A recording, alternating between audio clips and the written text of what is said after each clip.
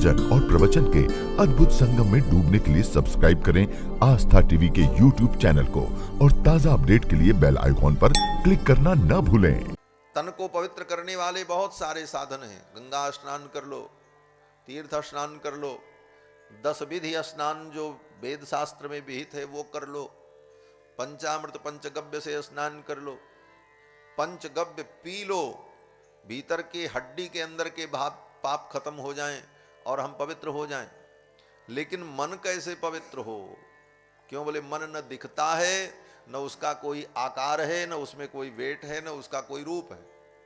उसको कहां न हवा में, किस गंगा में ले जाएं उसको पकड़ के। मन की शुद्धि कैसे हो? तन की शुद्धि के सारे साधन हैं। मन की शुद्धि का क्या उपाय है? मन शुद्धि कैसे हो? और जब तक मन की शुद्धि न हो तब तक निष्कृति नहीं हो सकती। श्रीमद् वाल्मीकि रामायण के महात्म्य में कहते हैं कि मन शुद्धि विहीना नाम निष्कृतिश्च कथम भवेत्। मन की शुद्धि अगर नहीं हुई तो निष्कृति नहीं हो सकती। निष्कृति माने मोक्ष, कल्याण, परम पद। ये कहां मिलेगा? क्योंकि मन की शुद्धि बहुत अपेक्षित है, क्योंकि सारा जगत मन का ही विकार है। सारे इंद्रियों से होने वाले व्यापार के मूल में कारण मन है। जुगपत ज्ञानानुपपत्र मनसो लिंगम। न्याय शास्त्र में मन का लक्षण करते हैं तो कहते हैं मन का लक्षण क्या है? बोले जुगपत ज्ञानानुपपत्र मनसो लिंगम। मन में प्रमाण यही है कि बिना मन के संबंध के कोई भी इंद्रियां अपने विषय का ग्रहण नहीं करती। आंख तब किसी वस्तु को देख पाता है जब मन का संबंध आंख से हो। आप ऐसे आंख से देखते रहो सामने की तरफ और आपका मन कुछ सोचने में लगा हो, आप कोई चिंतन कर रहे हो, आपके आंख के सामने से कोई चला जाएगा, आपको पता नहीं चलेगा। आंख तो खुली थी, क्यों नहीं आंख ने देखा? बोले क्यों? उस समय मन आंख से नहीं जुड़ा था, मन बुद्धि से जुड़ करके किसी चिंतन में चल रहा था।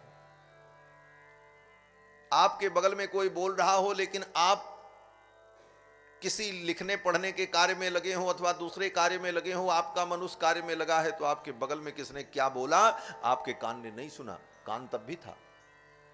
क्यों नहीं सुना? क्योंकि मन का संबंध उस समय कान से नहीं था। जुगपत ज्ञानानुपपत्र मनसो लिंगम। मन की उपस्थिति में यही प्रमाण है कि जब तक मन उसके साथ न हो तब तक कोई इंद्रियां विषय को ग्रहण नहीं करती। किसी भी इंद्रिय से हमको कोई ज्ञान नहीं होता। तो मन सबका मूल है। ये सब कुछ दुनिया का प्रपंच जितना भी दिख रहा है सब मन का ही परिणाम। इतना बड़ा भवन बन गया, क्यों? बोले मन से बना। पहले मन में संकल्प आया कि ऐसा बनावे, तब न बना। मन में संकल्प ना आता तो कैसे बनता? आप लोग यहां बैठे हो, मन में संकल्प हुआ कि चलें शुकताल में और वहां कथा सुने शुक तीर्थ में, तब यहां पहुंचे, नहीं तो कैसे पहुंचते? तो दुनिया के समस्त क्रियाओं के मूल में मन का संकल्प, मन का योगदान बहुत बड़ा है।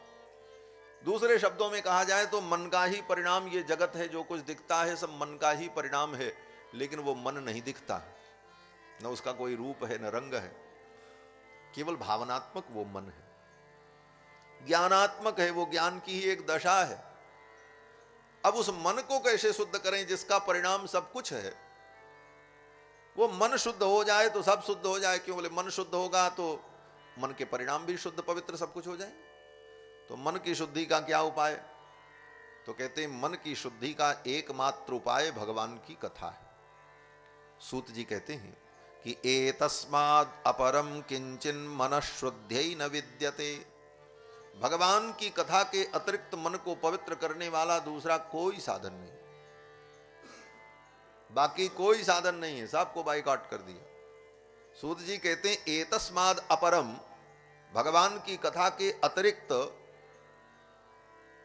मनः शुद्धि न विद्यते, मन की शुद्धि के लिए दूसरा कोई साधन नहीं। तो कथा सुनने का फल क्या है? बोले कथा सुनने का मूल फल मन की शुद्धि है। कथा के और भी बहुत फल हैं। कथा का फल है सुख समृद्धि की प्राप्ति, कथा का फल है पाप की निवृत्ति, कथा का फल है धन की प्राप्ति, कथा का फल है पुत्र की प्राप्ति, कथा का फल बहुत कुछ है। ये तो कथा कल्प वृक्ष है, मैंने पहले ही कहा। जो जो चाहो सो मिले, लेकिन प्रधान फल इसका क्या है? कथा क्यों सुनी जाए? मुख्य रूप से इसका उद्देश्य क्या होना चाहिए? सुखदेव जी ने क्यों सुना? परीक्षित ने क्यों सुना? सुखदेव जी ने क्यों सुनाया? सूत जी ने क्यों सुना? इसका मूल उद्देश्य जो है वो मन की शुद्धि है। एतस्मादपरम किंचन मन शुद्ध न विद्यते। मन शुद्ध हो हमारा, मन शुद्ध हो जाएगा, सब काम बन जाएगा। मन की गड़बड़ी ही सारे गड़बड़ी का मूल है, इसलिए मन को शुद्ध करने का उपाय हम करें। इसलिए कहते हैं ना, मन चंगा तो कठौती में गंगा। लेकिन ये मन चंगा होता ही नहीं, कहने से नहीं होता। इस पंक्ति को बहुत लोग दोहराते हैं, बोले अरे मन चंगा तो कठौती में गंगा। बोले जो कहते हैं उन्हीं का मन चंगा नहीं होता। मन चंगा कब होगा? बोले जब इसको भगवान की कथा गंगा में नहलाओगे तब ये चंगा होगा।